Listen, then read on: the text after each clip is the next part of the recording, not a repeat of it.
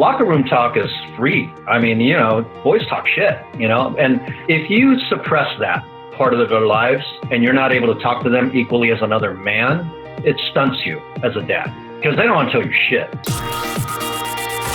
Hello, everyone, and welcome to another episode of The Powerful Man Show. I am your host, Doug Holt, with my very special guest, Master Coach Mel Martin. Mel, what's happening, brother? Oh, brother, you do make me feel special. I am so happy to see you today. Oh, likewise, man. I'm always happy to see you. You have that gregarious smile that catches everybody's eye. And all the men watching this that know who you are, and guys that have seen them in the Facebook group know exactly what I'm talking about. Much love. Mel, we were talking offline before we hit record, as right. We always do, and we had some very serious conversations. And you said something I think that was very prolific was, we don't get these moments very often, right? And we don't get these insights and things. And here we are coming off a Father's Day, and I got to imagine it's a mix for a lot of the men watching, right? Some of the men, it was a great Father's Day. But for others, Father's Day can be a really trying time. It can open old wounds. It can bring new wounds to the surface, et cetera, et cetera. So when we talk about Father's Day and experiences and leadership, Mel, what are some of the things that you think that were relevant for these guys? Oh, boy. First and foremost, what stands out to me is, the question of being a great dad, right? It's a question of your ability to be a dad is always questioned. And if you were to ask me, what makes a great dad and how do you become one? You just become one. I don't think there's a blueprint for it. I think one of two things. You either had a great experience as a son with a great dad or you didn't. And you choose who you're going to be as a dad. I made that choice in my 20s. During the height of my anger against my dad for all those years that he beat me. And I was coming of age in my mid-20s. I was starting to feel success. I was starting to feel confident, that cockiness. And then it all hit. That combination hit. And I'll distinctly remember as I was driving on the freeway, by the mere sight of the freeway exit sign to his house, I would start gripping that steering wheel hard like I wanted to fucking beat him. And I knew I could because I had that power. I was a young bodybuilder. There was no way he could overcome me. The final contact I had with him when I left 15 was I was on the ground. He was on top of me, beating on me. That was the imprint I had. Also at that exact moment, I remember telling myself, I'm going to be the best dad I could be, and I will do everything for my sons and daughters that he didn't do for me. So I think it's a choice. I think if you're afforded that choice, if you're given that choice by a higher being or God or whatever, right? So what does it take to be a great dad? I think you choose. I think we all know what it is. It's simple, And it's one of those things I think right now that becomes a choice over and over again in all the moments we had. Oh yeah. We all know it, right? There was a guy that is a brilliant man in the Brotherhood. And so the Brotherhood, again, for those that aren't aware, men that enter the Powerful Man movement, if once they continue past their 8-week training, then they go to an intensive alpha reset. And then a select group are invited to the next level, which we call the Brotherhood. And it's a very elite group of business owners and men. And one of the guys was sharing with the group that, he had the kids for the night. And we all know how that goes. He had the kids for the night. And he found himself getting angry and mad and upset at the kids because they weren't doing what he wanted them to do. They weren't doing what they're being kids, right? But in that moment, anger and upset erupted from him. So I bring that up only because these things, as we go through our journey or our quest, as you and I like to call it, Mel, and talk about it, our quest in this current realm brings up a lot of different aspects of fatherhood, right? And it brings all of us to the table, and we're human beings having an experience on this earth, right? So it's always going to change. So would you suggest to the guys coming in, is this something? Well, let me ask it a different way, Mel. What would you say to a man listening to this right now who's a father, but is going through a rough time in his fatherhood? If you look at the working hours of a man, they greatly overshadow the hours of fatherhood. They do. The mom takes most of the time. right? Because of a nurturing position, a maternal position. So with respect to this guy who all of a sudden has the kids for the weekend, he's overwhelmed. He's not equipped for it because he doesn't have that much time with them. So to him, he's in the mosh pit. He's in the mosh pit instead of standing on the balcony at a concert of a mosh pit and looking down on the mosh pit. That's where he is. That's where he needs to be. It's, children arguing and laughing and crying and bickering. It's the most beautiful sound ever. And you don't realize it until you no longer can hear it. I'm living that where I don't get to hear my son's interaction. I've seen them laugh their asses off at each other. I've seen them talk shit about people and cut each other down as athletes. It's the most beautiful thing. And I've also seen them in a bathroom after things boil over after a few days and the door shuts and they're just slugging it out.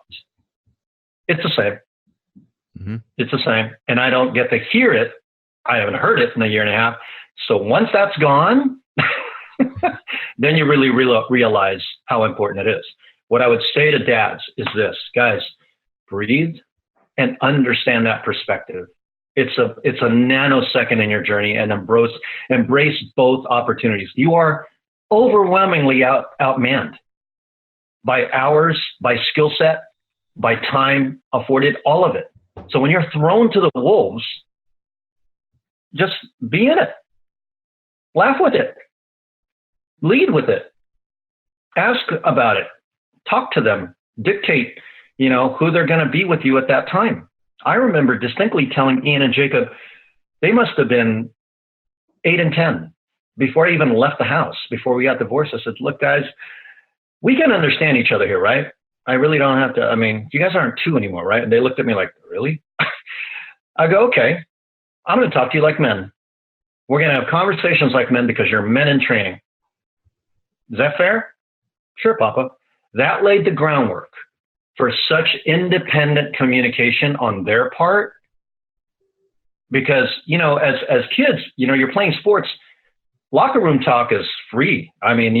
Boys talk shit, and if you suppress that part of their lives and you're not able to talk to them equally as another man, it stunts you as a dad because they don't want to tell you shit. All right. Now, make no mistake, when I dropped the hammer and became a dad, they knew when that moment was. But the ability to talk to them as men made that opportunity easier, and it didn't have to happen frequently. Here's proof positive. I remember getting a call from Jamie. Oh my God, Jacob doesn't fucking listen to me. Please, can you talk to him? I'm thinking, why do I always have to be bad cop? You're kidding me, right? And then I asked her, I said, so how do you talk to him? Do you talk at him or do you talk with him? What do you mean? I go, exactly, Jay. How are you talking to him?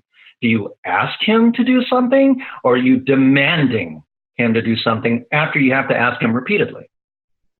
Are you staying in the same train or are you escalating every time you ask him and he's not wanting to do it? He said, well, I got to ask him 10 times. I said, Jay, I asked once, twice tops.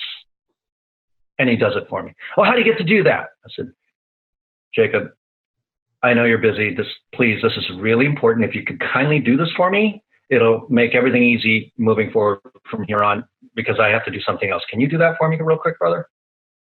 Sure, Papa. Phone's down, goes and does it, comes back, phone's back up. Right? Maybe I'm lucky. I don't know. I don't know. But I have a reference to share with you based on one parent after another. I am the classic Disney dad. Mm-hmm. Every time they see you, then I get it back and I got to be the mean person. I go, do you really have to be the mean person? Is that really true? She should read, Loving What Is by Byron Katie, right? Is it really true? Is that really true? Do you really have to be the mean person? So when we think about this, Mel, you and I talked, I love this conversation. You and I talked offline about something that you're going through, which we don't have to go over right now currently. But one of the things that you had said was, you said, Doug, thank God I have the skill sets that I've got from the powerful man. Thank God I have a place where I can handle the tornado, I think is what you called it. of fatherhood. Let's just call it the tornado of fatherhood without going in specifics. Right. So with having those skill sets, I'm going to guess that 90% of our listeners haven't had that opportunity yet. What are a couple things that some of these guys can put into perspective for themselves to get them on the right track? Let's assume, they haven't been through the alpha reset, so they haven't gone through the pillars, and everything else that we teach. What are a couple of things that you can get them? They're rolling off a bad Father's Day. Here we are a couple weeks later when this comes out. Give these guys a couple action steps or a couple things to think about, points to ponder. Absolutely. Thank you for that. I was going through my Qigong meditation movements, and I was feeling very tested about this thing that I'm going through, as I tearfully described to you earlier. The number one thing that's helped me get through this journey over the last 2 years is detachment. Absolutely. Absolutely. Because if you do not learn to detach and understand that it's not about you, it's not about what you're not getting out of it, it's not about, what you should have done more of, or whatever story you want to tell yourself, it's got nothing to do with you. You're only responsible for 50% of the experience, which in and of itself is a relationship. But at the same time, number one, are the things that you really believe, are they really true? And number two, are you really being kind and gracious and forgiving to yourself if you're feeling wounded, and why? Prior to TPM, prior to my activation method in September 2017, I was an emotional mess. If I were going through this back then, oh, brother, it'd be a war. It would be a war between Jay and I. The kids would be severe collateral damage. And I shudder to think of what kind of men they will be later, and what, hanging by a thread relationship I'd have with them later on. Understanding the perspective I do know now. Detachment is huge. Awareness, allowance, acceptance, all of that is massive. That is the very first introduction to the activation method when you get into the program, because you have to just take your ego out of it. You have to be unattached to the outcome. You plan something. It happens. It doesn't happen. It's the same, because you're going to have an emotion attached to it. And we all put meanings to things. We all put meanings to outcomes. Well, when an emotion arises, whether it's pleasure or pain, some form of pleasure or some form of pain, the energy behind it is what often takes over us. And if we don't have the skill set to recognize that, what do? We move with the energy instead of decide what to do with the energy. There you go. So true. Oh, unbelievably. Right? At some point, if you're a man before 40, you're going to learn that. After 40, and this is just my personal bias, you better have that together. Yep. You really do. You're not a boy anymore. You need to have that together. And if you don't have the skill set, that's why the Powerful Man exists. Or any other program. But nonetheless, some inner work has to occur. Yeah, absolutely. Yeah. So first one is detach, and there's different levels, of course, of detachment. Mm-hmm. And what Mel's saying, guys, is not just, don't just become a jerk and not care about anybody else. It's detaching yourself from the outcome and the situation itself. And the truth is, you make up anything you think is going to happen in the future, anything you think is happening, you are 100% making it up. It is just some BS story you're telling yourself. So might as well make it a good one, right? At the end of the day, you have the choice of making it up whatever you want, unless it's occurring to you specifically, physically in that moment. It's just going on in your head, and it means if it's not happening in this present second, it's a story. Hey guys, I want to interrupt this episode because I want to talk to you about something important. We put together a case study on how almost 300 men have taken control of their lives. They're 4Xing their business revenues, and they're having more connected and intimate sex, all without sacrificing their relationships or their health by using the activation method. Now, a lot of you have contacted us and they want to know how they're doing it. We put together this short 11-minute case study just for you, so you can see how these entrepreneurs are achieving this level of success. To get this case study, all you have to do is go over to thepowerfulman.com/11. Yep, that's 11. And you can get the case study right now. All right, it's only 11 minutes and it's going to show you exactly how these men have done it. All right, let's get back to the episode. Every man has an Oscar-winning screenplay in their head. Mm-hmm. I directed Academy Award-winning Catastrophizing Visions. Yeah, haven't we all? Oscar-winning. Yeah. I mean, Gladiator, Postman Rings twice, you name it, I received an Academy Award every day. Like, holy God, I can't write this stuff. I'm brilliant. Yeah. It's the story. I mean, you package the story, and as the time goes by and things come along with it, you keep adding to the story. It's beautiful, right? It's beautiful. It's safe, and it's the guardrails, right? Yes. You're in the middle. It's the guardrails. You hit the guardrail, right? You hit the guardrail, come back into it. To go over the guardrail and burn the boats, if you will, burn the boats and dive in for full change. That is scary, brother. I would say I think that's the inner work, and I would say that's the true sign of an alpha male, is being willing to step into those scary places within inside of yourself. Because, our psychology is built that we'll do everything we possibly can to reinforce our identity of ourself, right? If you're a sports fan, you're going to identify, you say you're a foodie, you're going to do everything you can to prove you're a foodie. If you're fit, you're going to be fit, fat, you're going to be fat, et cetera, et cetera. But when we define ourselves, whether it be bad father, good father, you're going to fit in that role and make sure you are whatever it is you say you are. And the same thing, Mel, I'm sure you'll agree, and I'm just saying this for the guys listening, is it also goes through when you talk about these Academy Award winning, screenplays that you're writing and running through your head. And the more and more you are the victim in that story, the more and more that you are, or the hero or whatever it be, you're laying stacks and stacks of layers on top of this evidence of your identity. And you will live it out more and more and more. So it's harder to make that shift. I love that analogy of the guardrails. And I can imagine a car flipping over the guardrails. But you want to do it in some kind of stunt driver fashion, right? Where you're landing with the wheels on the ground rather than crashing and burning. Right. And that's why the alpha reset exists. That's exactly what it does. But, unless you're doing that, you're going to keep reinforcing as the men the stories of Father's Day being a victim and, I'm a dad and I'm always last or whatever it may be. I'm not saying you, Mel. I'm talking to obviously myself and everybody else that's listening too. But we reinforce those with the stories. Because if you look back at the stories, guys, that you've been telling yourself, as Mel is saying, and I'm doing this right now as you were saying, and Mel, I'm looking back at all the stories I tell myself. There are underlying currents and patterns there, right? And does that pattern serve you? Yes or no?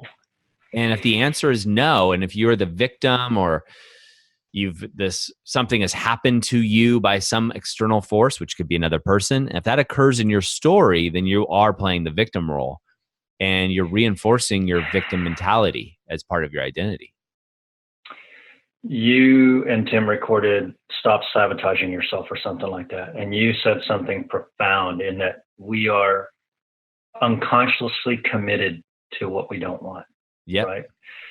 And the ability to not be is total surrender. And when you hit the guardrail doing 100 miles an hour and you flip over, dude, you're not Vin Diesel in The Fast and the Furious and going to twirl over and land on 2 wheels or 4 wheels. It's not going to happen. But you don't know how strong you'll be after you survive that. Yep. That is where the freedom and the magic happens. You have to have that balance of knowing when to surrender when the story gets too great. I don't think you'll ever get rid of the story. I think, well, in the activation method, we have the shadow stick man. First rule of detachment is he is, he was, he acts like, right? Understanding that that's a completely separate entity from you only when you are triggered. Only when you're triggered, right? The rest of the time, you have who are you in your most powerful self. Have to understand those too, right? So surrender is a beautiful thing. That's really where discipline lies, because you get to choose all the great habits that make an alpha, right? You can choose to be an alpha, even if you're a natural beta, so to speak. I think with practice, you can start to be an alpha. Yeah. I think so. I've seen some men do it. It's hard.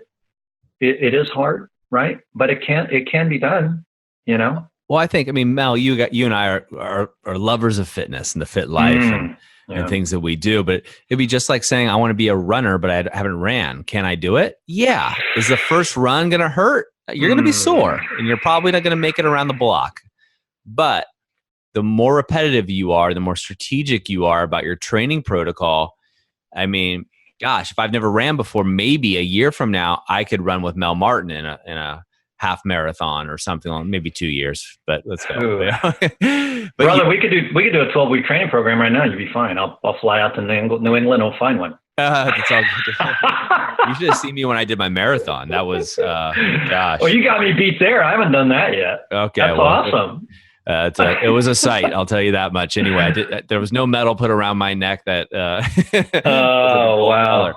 But point is it's really about making that decision, getting clarity, making that decision, detaching, as you said, and then taking that first step, right? Rewriting your identity. Yeah. It's great that you bring up the fitness and running analogy, because for 30 some odd years, I was a bodybuilder, right? All explosive athlete at sports, baseballs, tournament, slow pitch softball. And then I met a girl, and there's always a girl. Yeah, right? always is a girl in the store.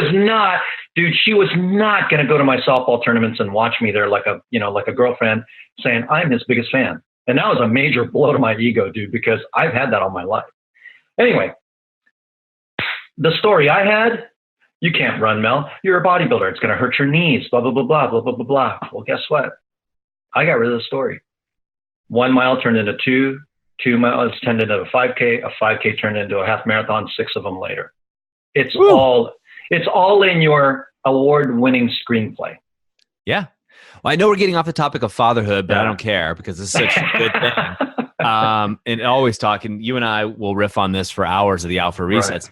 But you talk about something you've shared. I hope you don't mind me sharing this publicly, but your goal is to make this your new standard. Yes. Right? And I believe it was triathlons are your new standard. At the time we talked about this. This is a while ago, so it could have changed. But the point is, for the men listening to this, guys, you can write that new standard down whenever you want to. Mel is thinking into his future and saying, you know what, here I am, 5 years from now, or whatever the time was when you and I had this conversation, was definitely over 6 months ago. But you were saying, look, I want this to be my new standard. I fly over the world as an elite coach with a powerful man, which is what you do. And you land and you want to be able, if you want to participate in a triathlon because you're game ready. And game ready in that triathlon shape was your new standard. And I've seen you live this out. I mean, gosh, Mel, you were having a day where you didn't really want to do a workout or anything, and you did a live within the group The Pack, which is one of the groups that we have at The Powerful Man, and you did a video, and you went for a run anyway. And I want to say it was like 90-some degrees outside. Yeah, it was because that was your standard. It was absolute inferno. I will link it to you this way. This is a massive return on your lifestyle. If the concept of which version of yourself do you want showing up later in all of your present and future experiences, you must invest in the actions that get you there. You have to look at it that way. If you want to be game ready throughout the years, you got to do it now. If you want to be health ready and impress your doctor in an annual physical, you got to do those things now. Absolutely. Right? If you don't, yeah, right.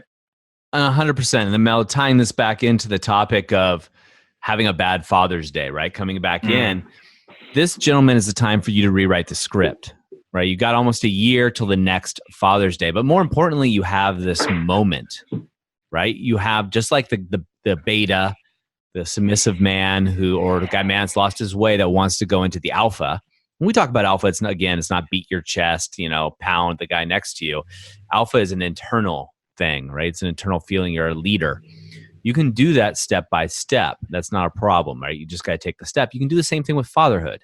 You can rewrite that story, the story your kids are going to tell about you, the way they approach you, the stories that you're telling yourself. Those can all be rewritten like Mel's story about being a bodybuilder, right?